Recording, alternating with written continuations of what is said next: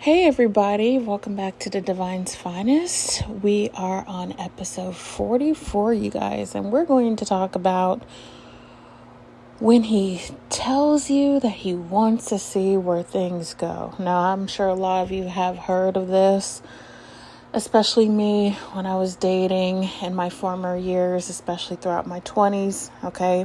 I'm in my 30s now, but let's get right into it. But don't forget to like, share, and subscribe.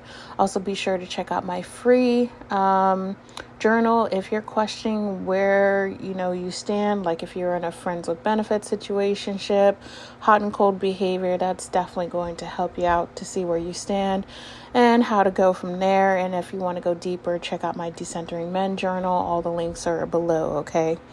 So let me tell you something, you guys, real quick. I will never forget the first time when a man told me that I want to see where this goes.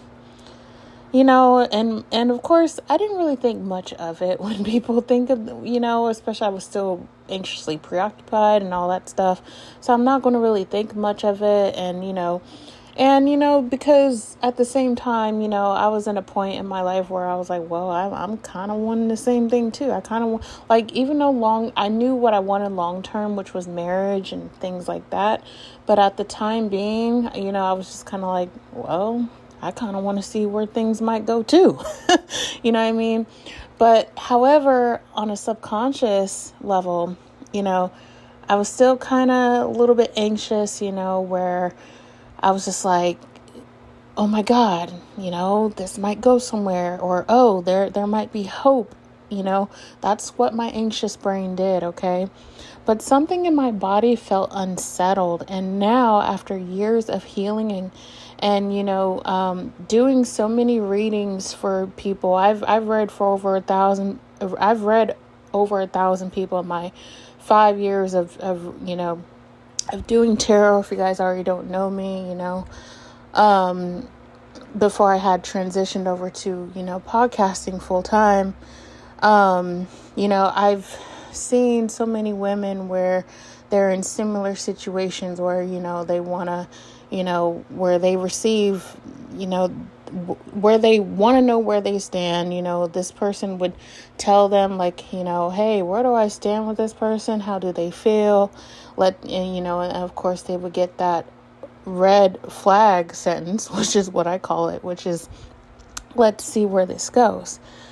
And that is not the green light we want it to be, right? It's usually a gentle way. It's actually a really gentle way of saying, I'm not ready to choose you, but I like what I'm getting right now. Is basically what they're saying. They may not say that to you directly, but that's actually what they're saying indirectly to you. Okay. So if you've ever been in that let's see limbo, okay, the pull. When you've been craving attention, validation, maybe even trying to manifest love, hearing those words can feel like a step forward, right? Like it used to be for me. It's almost a commitment enough to keep you invested, especially if you have anxious attachment or anxious preoccupied attachment style like I used to.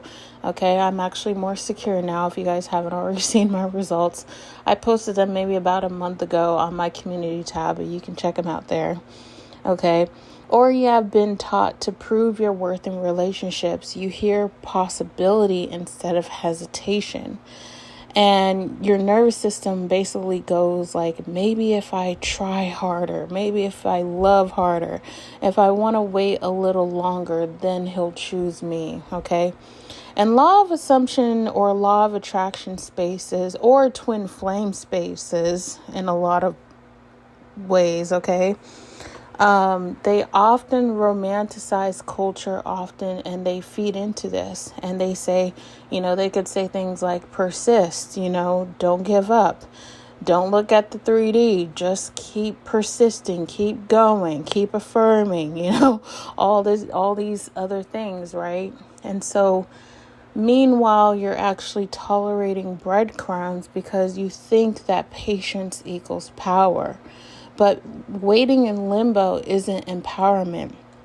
It's self-abandonment dressed as hope. Okay? So here's the hard truth, is that a healthy, ready man, a secure man, a provider man, okay, they don't need months to quote unquote see. All right. And let's see where this goes means. Okay. They don't need any of that. So what I was trying to say is, let's see where this goes actually means for a secure man is that they want the benefits of the connection. They're going to want your attention, affection, maybe your body without the responsibility of commitment. Okay.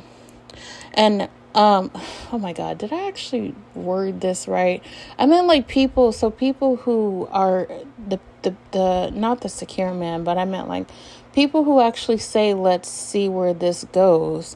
This is the kind of stuff they say. Okay, I'm sorry. I'm like, my mind is a little all over the place. I'm thinking about a lot of different things, you guys, right now. So, they would often say things like, or they may not say it, but they would indirectly do it, right? They would be like, I'm unsure about you, and I'm keeping, their options open or their doors open. And also it could be, this is another truth, is that they don't want to lose you yet, but I'm not ready to choose you either. Okay. And it doesn't mean that they're necessarily evil or narcissistic or any of those things. Okay. But it means that they're unclear. But unclear should be a no for you, okay? Relationships only thrive when two people are both ready and willing to build something real.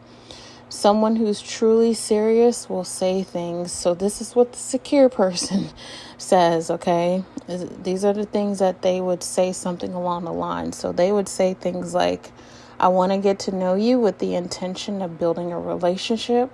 I'm ready for partnership, and I'm excited where things could go, something along the lines of that. And it's actually clear, grounded, and forward moving. Okay.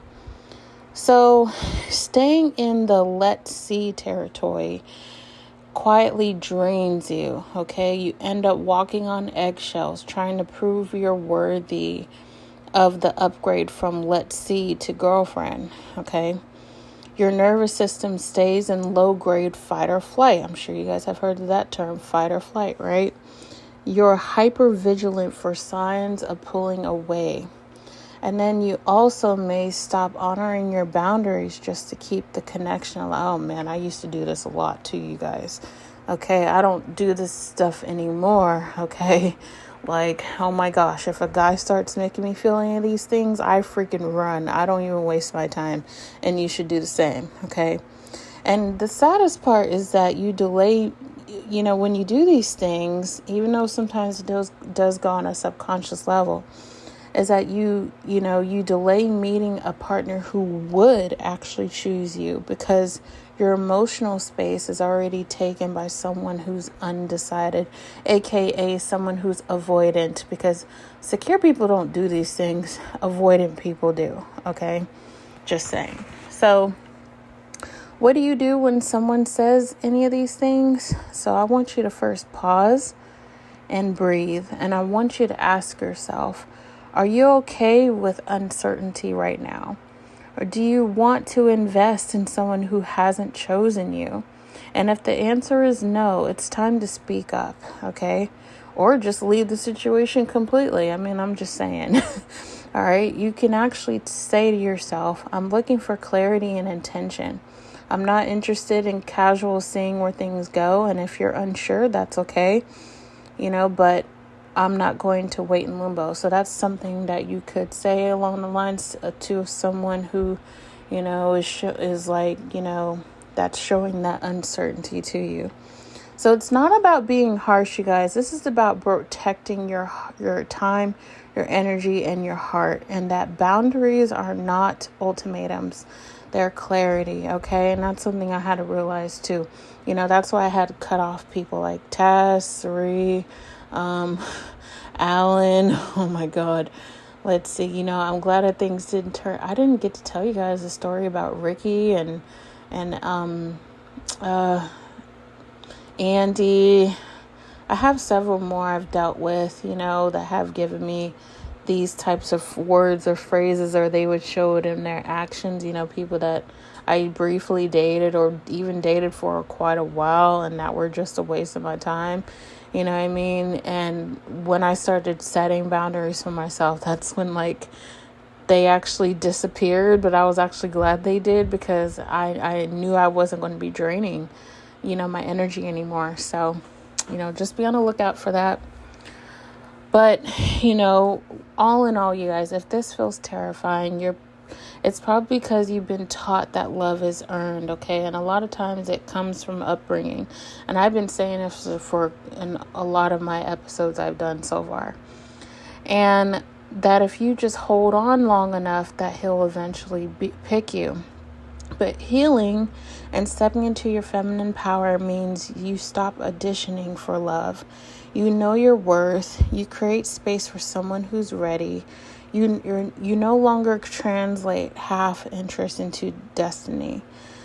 So, my closing statement, you guys, is so when they say, let's see where this goes, it's not a love story. It's holding a pattern. You deserve a partner who doesn't hesitate. You deserve to be fully chosen, not conditionally kept. And sometimes the most self-loving thing you can do is to step out of limbo and walk toward the love that's already certain about you. Okay? So with that being said, you guys, that's what I have. I hope this was helpful. Don't forget to like, share, and subscribe. Be sure to check out my free journal and if you want to go further and deeper into your attachment patterns. I have my Decentering Men journal. All right. So make sure you check that out, and I'll speak to you guys in the next episode.